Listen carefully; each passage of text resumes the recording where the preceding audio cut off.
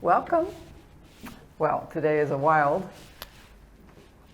video. We get to talk about how we completely transformed this incredible apartment that was once upon a time a studio. And my client, who came up here to be near her family, her daughter and her grandson, bought this little apartment with some big dreams. So we basically had to take this, which was a cubbyhole kitchen. We'll cut in some of our before pictures, and really had to upgrade the electric, so we had enough to change it from a gas to an electric oven and cooktop, remove the intercom, change the lighting. There was no light to speak of, and it was like a dark hole where, even though she has southern light from the bay windows, didn't matter. It just was so closed. But my custom kitchen, again, probably one of my favorites for practical use of space. We did, I love Hefela's pull-out pantries, the lever refrigerator, which I think is great, and you always have to have airflow above to accommodate. Just amazing how much space we really have here.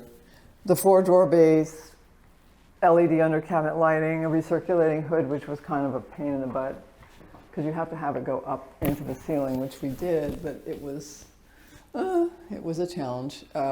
Love the choices. We actually did this pretty quickly. We had found the sample of this quartzite, which is quartz stone, real stone, from one of our vendors. And so once we saw that, the slabs were stunning, but the real product is even more stunning. It's just incredible. Soft closed door technology. We put in an 18-inch dishwasher, cute little Bernardoni wall oven, and our big safety features are these storage features are these wonderful turnout Lamaze hardware for those two rows of shelving and another one in the corner. Frankie sink that has shelving and lots of accommodating the space, which is always tough when you just never have enough. But I find that if you can put shelves in between them, the layers of the sink, it makes a ton of sense. All of the drawers have soft close technology. We put in floating shelves, which I thought was a great way to open the space, and stone. The backsplash is Dolomiti, and that's a Leave laser jet mosaic, which I just think is just like, it's a classic approach to a kitchen that's artistic in a way. It's really the showstopper when you come in.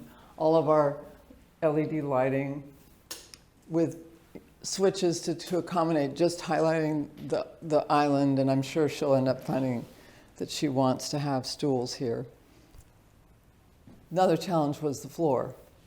So we knew we had to pull in and put in a new floor. So part of the problem was that we had to add soundproofing and waterproofing. But along with that, the whole kitchen, the whole building is sloping, so we're half an inch off.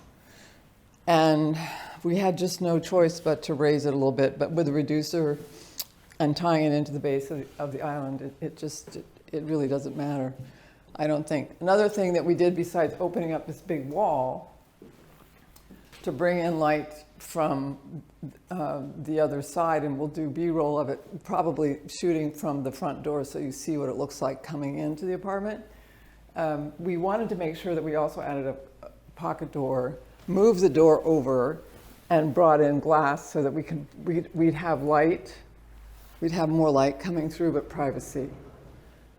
And also create more wall space, which really mattered to us. Again, we refinished the whole floor, added new wood floor in the bedroom, did a color palette of Simply White and whites to keep it warm, because Simply White is a very much a warm white. And then we did a central to the air, which was a problem. We did it through the wall. It's not central air, but it's through the wall. It's a through the wall air conditioning system, which I think works nicely because she can put her table in front of it and think about whatever choices we make for interior design later. But I think it's a stunning transformation and probably one of my favorite small spaces. So ciao for now. See you on the next.